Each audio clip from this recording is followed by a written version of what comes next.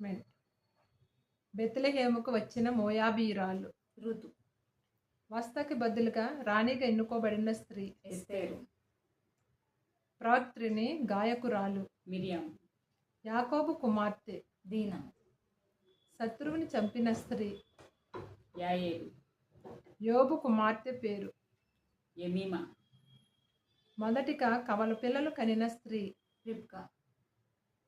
తన కుమారునికి ప్రతి ఏటా అంగీ కుట్టి తెచ్చిన స్త్రీ హన్నా.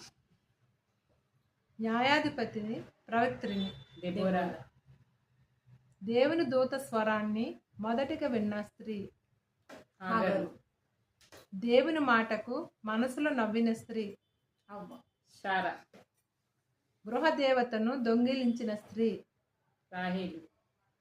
తనకు తాను రాణిగా ప్రకటించుకున్న స్త్రీ అతల్య.